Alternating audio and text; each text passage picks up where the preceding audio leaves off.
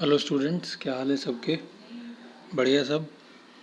Electrochemistry का last lecture आज लेके आए हैं, जिसमें फ्यूल सेल्स और कोरोजन टॉपिक जो है लास्ट टॉपिक आपके चैप्टर के वो कवर अप कराएंगे। आज चैप्टर का दी एंड हो जाएगा। चलिए स्टार्ट करते हैं फ्यूल सेल से। क्या होता है फ्यूल सेल?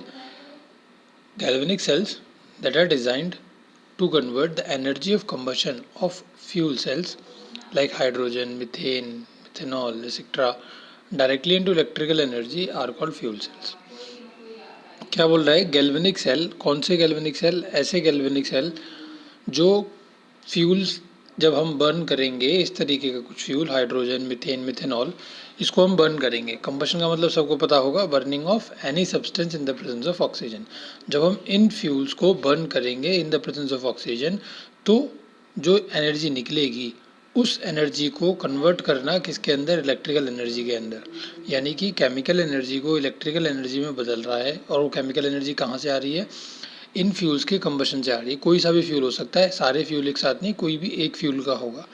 फ्यूल सेल में जनरली हम यूज़ करते हैं वो हाइड्रोजन है, बट अब कुछ फ्यूल सेल ऐसे बन गए जिनमें मिथेन और मिथेनॉल का भी यूज़ होने लगा है। तो ऐसा कोई भी सेल जो क्या करेगा? कंबशन की एनर्जी को इस्तेमाल करेगा और उसे इलेक्ट्रिकल एनर्जी में बदल देगा, ऐसा कोई भी गैल्वेनिक सेल फ्यूल सेल कहलाएगा। ठीक है। One of the most successful uses of the fuel cell was, उसमें क्या करा गया था? हाइड्रोजन का यूज़ करा गया था। ये बताया गया है कि रिएक्शन कराई थी हाइड्रोजन की विद ऑक्सीजन। ऑक्सीजन के साथ कराई थी भाई। हाइड्रोजन क्या है इसमें? फ्यूल। ऑक्सीजन क्या है? एयर से आ रही है, कंबशन के लिए यूज़ की जा रही है। और सबको पता है जब हाइड्रोजन और ऑक्सीजन कंबाइन करते हैं तो क्या बनता है? वाटर बनता है। तो ये वाली रिएक्शन को यूज़ किया गया था। और यहाँ से जो वाटर वेपर्स बने थे उनको एक टैंक से ले जाके कनेक्ट कर दिया था। ये किस में यूज़ किया गया था? ऐसा सबसे पहले यूज़ किया गया था अपोलो स्पेस प्रोग्राम में। ठीक है। अभी जो मैं बता रहा था उसको कंटिन्यू करूँगा, लेकिन पहले ये बता देता हूँ।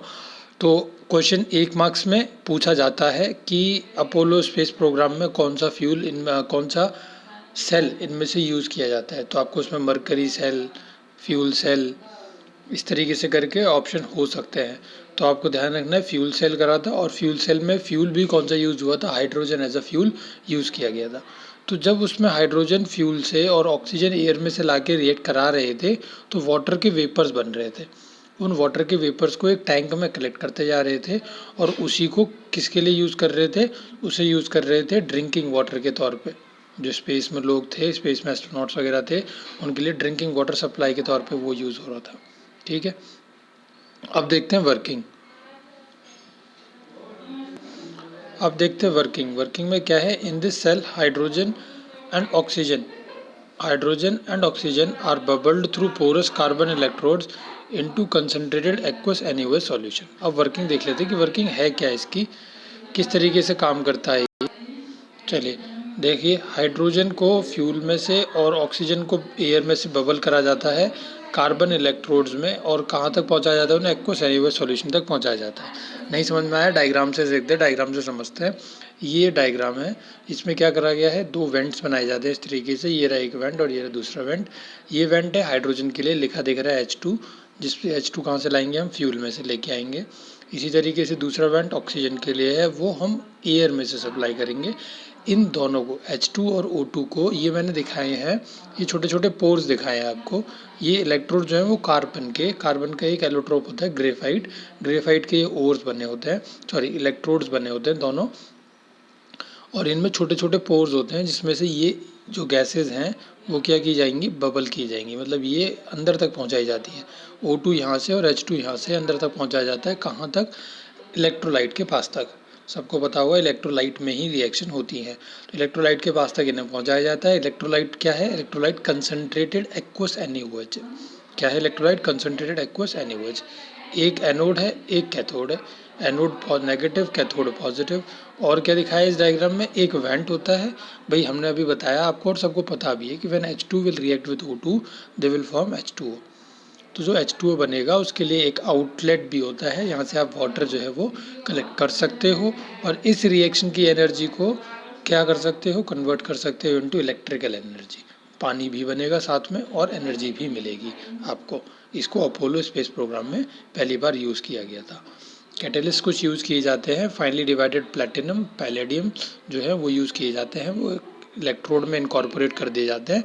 इससे क्या होता है, रेट ऑफ रिएक्शन जो है वो बढ़ जाता है, रिएक्शन जो है वो जल्दी ख़त्म हो जाती है। देखिए ज़रा रिएक्शंस, कैथोड पे कौन कौन सी रिएक्शन होती हैं। O2 अभी दिख रहा था सबको, O2 हम कैथोड की तरफ से बबल कर रहे थे, ये देखिए O2 ये रहा, हम कैथोड की तरफ से बबल कर रहे हैं। तो O2 plus 2H2O plus 4 electron gives 4OH positive ions बनाएंगे। 2H2 will react with 4OH negative to form 4H2O plus 4 electron. ये कुछ भी नहीं है, ये एक बैलेंसिंग करिए रिएक्शन की, जैसे आपने सीखा था वहाँ पे। तो ओवरऑल रिएक्शन अगर आप इन दोनों को ऐड करके बनाना चाहते हो तो कैसे बना सकते हो, ये 4OH नेगेटिव से ये 4OH नेगेटिव कट जाएंगे, ये 4 इलेक्ट्रॉन से ये 4 इलेक्ट्रॉन कट जाएंगे, और यहाँ 4H2O से ये 2H2O कट जाएंगे। यहाँ कितने बचेंगे, 2H2O बचेंगे।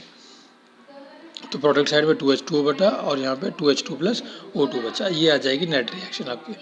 और ये जो फ्यूल सेल की एफिशिएंसी है, ये एफिशिएंसी कितनी होती है बच्चों, ये एफिशिएंसी होती है 70%। तो कितनी ज़्यादा एफिशिएंसी है। अगर आप नॉर्मल कोई एक दूसरी किसी भी चीज़ की बात करते हो, थर्मल एफिशिएंट इंजन वगैरह कोई हम लेके आते हैं, तो भी उसकी भी एफिशिएंसी 40-50% तक आती है, ये 70%, बहुत ज़्यादा एफिशिएंसी है इसकी।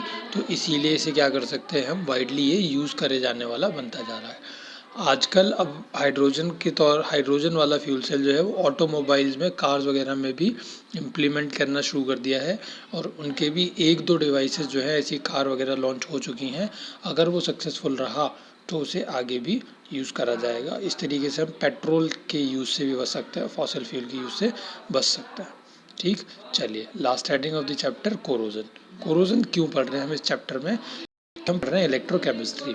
इलेक्ट्रोकेमिस्ट्री क्या होता है, एक इलेक्ट्रोकेमिकल फिनोमेना है जिसको, इलेक्ट्रोकेमिस्ट्री में हम क्या पढ़ते हैं, इलेक्ट्रोकेमिकल फिनोमेना पढ़ते आ रहे हैं। तो कोरोजन भी क्या है, एक इलेक्ट्रोकेमिकल फिनोमेना है, जिसकी वजह से इसे इलेक्ट्रोकेमिस्ट्री चैप्टर के अंदर ग्रुप करा गया है। कोरोजन सब कहेंगे हमें तो पता है, हमने तो 10वीं में पढ़ा है कोरोजन, 8वीं में पढ़ा है कोरोजन, पढ़ते आ रहे हैं, लेकिन यहाँ थोड़ा सा एक्स्ट्रा कुछ पढ़ाएंगे, इसीलिए आपको 12th क्लास में दिया है, अदरवाइज नहीं देते यहाँ पर टॉपिक को। तो पहले तो कोरोजन सबको एक बेसिक सी डेफिनेशन पता ही होगी, the process of rusting of any metal, आप यहाँ ऐड कर सकते हो, चाहो तो the process of rusting of any metal is called corrosion, ना चाहो तो प्रोसेस ऑफ रस्टिंग भी रहने दे सकते हो। In corrosion a metal is oxidise by the loss of electrons, metal जो है वो ऑक्सीडाइज हो जाते हैं, इलेक्ट्रॉन्स को लूज कर देते हैं टू ऑक्सीजन, ऑक्सीडाइज करके ऑक्सीजन बना देते हैं, एंड फॉर्मेशन ऑफ ऑक्साइड्स, और ऑक्साइड्स बना देते हैं। नहीं समझ में आया, अभी रिएक्शन बताएंगे, डिटेल में समझाएंगे जब समझ में आएंगी चीज़ें। देखिए क्या हो रहा है, मैंने सपोज करा कि कोई भी मेरा आयरन का पार्ट है जो कोरोड कर रहा था, ठीक है, आयरन पे कोरोजन हो रही थी, मतलब जंग लग रही थी आयरन के ऊपर। तो कब लगती है जंग, सबको पता होगा, जब when any metal comes in contact with the moisture then it will start rusting और कोरोडिंग। तो मॉइस्चर में क्या होता है, ऑक्सीजन होगा और वाटर प्रेजेंट होगा, ठीक है। तो वही सब चीज़ें देखिए, एट अ पर्टिकुलर स्पॉट, किसी पर्टिकुलर स्पॉट पे ऑब्जेक्ट जो है वो आयरन का जो बना हुआ है उसके किसी पर्टिकुलर स्पॉट पे बात कर रहे हैं, ऑक्सीडेशन टेक्स प्लेस, ऑक्सीडेशन होगा, and that spot behaves as an anode. सबको पता है that AOL and CRR, chapter के शुरू से बताता आ रहा हूँ मैं इन सब चीज़ों को, AOL CRR, एनोड पे ऑक्सीडेशन लेफ्ट साइड में लेते हैं। तो ऑक्सीडेशन होता है इस स्पॉट पे, और सबको पता है जिस भी स्पॉट पे ऑक्सीडेशन होता है वो किसकी तरह बिहेव करता है, वो एनोड की तरह बिहेव करता है। किसकी तरह बिहेव करेगा, हाँ जी, तो वो स्पॉट किसकी तरह बिहेव करने लगेगा, वो स्पॉट एनोड की तरह बिहेव करने लगेगा। रिएक्शन क्या होगी, ऑक्सीडेशन होता है, सबको पता है ऑक्सीडेशन एक ऐसा फिनोमेना है जिसमें इलेक्ट्रॉन लूज किए जाते हैं। तो आयरन के उस स्पॉट पे जहाँ पे भी ऑक्सीडेशन हुआ है, that iron will lose 2 electrons. यहाँ पे 2 Fe हैं तो 2 Fe 2 पॉजिटिव ले लिए, इसलिए 4 इलेक्ट्रॉन का लॉस हमने यहाँ पे दिखाया है, ठीक है। आप डायग्राम की हेल्प से समझिए इसे, इस चीज़ को डायग्राम थोड़ा सा बड़ा करके दिखा देते हैं आपको, ये NCERT का डायग्राम है, आप वहाँ भी देख सकते हो। क्या हो रहा है, किसी एक पर्टिकुलर स्पॉट पे जो है वो मॉइस्चर के कांटेक्ट में आया या कोरोजन होना स्टार्ट हुई, उस स्पॉट पे क्या होगा, Fe will convert into Fe2 positive and will release 2 electrons. इसी तरीके से एक और Fe will convert into Fe2 positive and will release 2 electrons. 2 electron इस तरीके से रिलीज कर दिए, तो 2 इलेक्ट्रॉन्स कितने बन गए, 4 इलेक्ट्रॉन, कितने Fe2 पॉजिटिव बने, 2 Fe2 पॉजिटिव, कितने Fe से, 2 Fe से। तो ये कहानी हुई है कहाँ, किसी पर्टिकुलर स्पॉट पे मेटल के, जहाँ पे जंग लगना स्टार्ट हुई थी, ठीक, इतनी बात क्लियर। तो वो स्पॉट किसकी तरह बिहेव करेगा, वो स्पॉट बिहेव करेगा आपका एनोड की तरह। अब आगे देखिए, electron release at the anodic spot move through the metal and go to the another spot on the metal. अब जो इलेक्ट्रॉन यहाँ पे एनोडिक स्पॉट पे रिलीज हुए थे, ये देखिए ये मेटल के अंदर मूव करने लगे, ये 4 इलेक्ट्रॉन अंदर मूव करने लगेंगे to reduce oxygen in the presence of H positive. अब ऑक्सीजन भी तो आ रही है ना, मॉइस्चर में क्या वाटर ही थोड़ा ना होता है, तो ऑक्सीजन भी तो आएगी। तो ऑक्सीजन जो आ रही है यहाँ पे, अब ये इलेक्ट्रॉन्स क्या करेंगे, ये ऑक्सीजन को क्या कर देंगे, रिड्यूस कर देंगे इन the presence of H positive. ये देख रहे होगे आप लोग, ये H पॉजिटिव भी आ रहे हैं और H पॉजिटिव की प्रेजेंस में ऑक्सीजन जो है वो रिड्यूस हो जा रही है। ठीक है, रिडक्शन का मतलब क्या होता था, एक्सेप्टिंग ऑफ हाइड्रोजन। अगर कोई भी चीज़ हाइड्रोजन एक्सेप्ट कर लेती है तो उसका रिडक्शन हो जाता है। तो ऑक्सीजन अगर वाटर में कन्वर्ट हो जाए तो हम क्या बोलेंगे कि ऑक्सीजन ने हाइड्रोजन गेन कर लिया और उसका रिडक्शन हो गया। और रिडक्शन कहाँ होता है, कैथोड पे होता है। तो ये कहानी कहाँ होगी, कैथोड पे होगी। देखिए, अब हम कह रहे हैं कि H पॉजिटिव की प्रेजेंस में, लेकिन अब सवाल ये बनता है कि H पॉजिटिव आया कहाँ से, H पॉजिटिव तो यहाँ पे था ही नहीं, तो H पॉजिटिव कहाँ से आया।